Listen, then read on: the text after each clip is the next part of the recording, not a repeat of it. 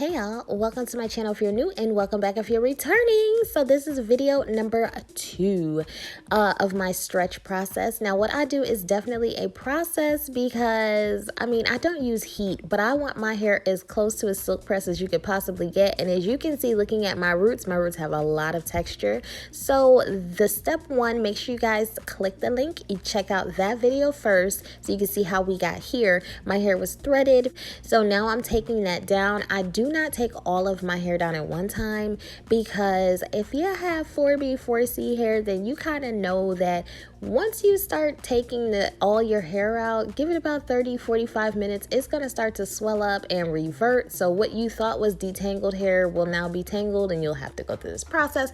Not so much when you stretch, but even still, I don't want the shrinkage. So I'm going section by section. It doesn't have to be perfect. My parts aren't perfect. Just stick that comb in there, figure it out.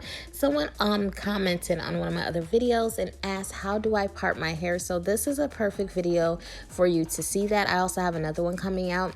I don't try to rip the comb through my hair. Whatever I'm doing, I'm not ripping. Stick the comb in as far as it'll go. When it won't go any further, stick your fingers in there, get in there and take your time and go tangle by tangle all the way to the end to work your way through. And then if you need a cleaner line, once you do that, you've separated all that hair. Now you can go back in with the comb and clean up the lines. For this, I'm not worried about these lines, y'all. I'm just trying to get done. I want my hair done in about 20 minutes, 30 minutes. So I just use my fingers and I feel my way through. And you make your parts, go ahead and separate the hair. Once you have the section you're working with, you do not want to add any liquid, because if you have 4B, 4C hair, when you add liquid, it is going to shrink up. It is going to shrink way up. And the point is stretching, so no liquid, no water, no liquid products. I used to like the Paul Mitchell. It was a clear bottle with the green top. I think it was like Stretch or Super Slick, whatever it is. Don't quote me. But I used to use that. You can use serums, but you don't want products that are water-based. So what I'm actually using is coconut oil. That is it. I'm not putting anything else on my hair. I put the coconut oil on my hair. I comb it through. And then I start twisting and twisting and twisting. And that's what I'm going to do for these sections.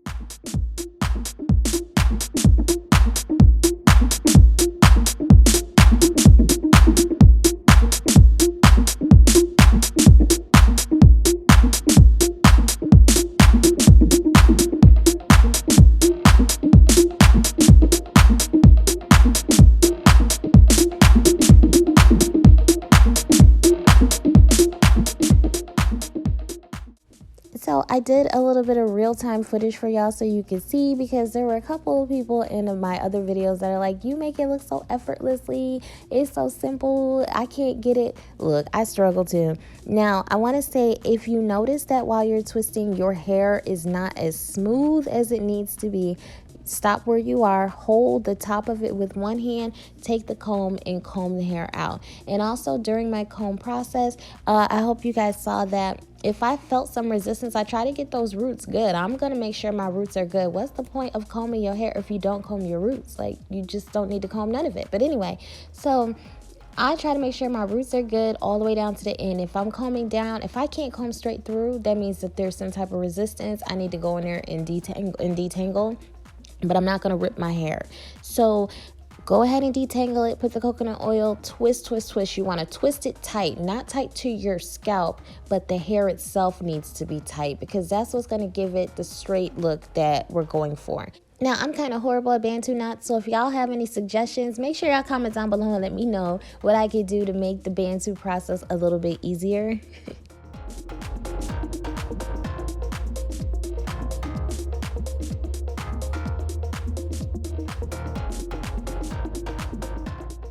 Now, what you are witnessing here, ladies and gentlemen, is 4C hair that has been in these threads for some days, and my roots are not here for the games. Yes, my arms are tired. Yes, it is a process, but at the end of the day, I could have just used smaller sections. Look, I'm tired. I had to put my head down for a second. I need a minute, y'all. I need a minute. Yeah, smaller sections will prevent that, and also not leaving them in as long. But it's cool. I know what I'm doing. I have to do. My hair is not my main priority in life. My hair is something that needs to be simple, so I'm not doing my hair every day. I'm not doing it every other day. I'm not even doing my hair every week. So sometimes it's just what you have to deal with. When you're dealing with that, don't use the comb to rip. Look, tired again. But don't use the comb to rip. You just put the comb in as far as it's willing to go. Then you take your fingers in and go and separate the rest with your fingers. That's my process. That's how I do to not rip hair. So combs don't rip your hair. People rip their hair. The comb is just a tool. So you use it to go in, as you can see right there. I just use it to get a line. But once I realize I feel too much resistance, that comb is not going any further, I just go in with my hands, and I use my hands to separate from there. And it's combs, fingers, and you just keep going back and forth until you get that section separated.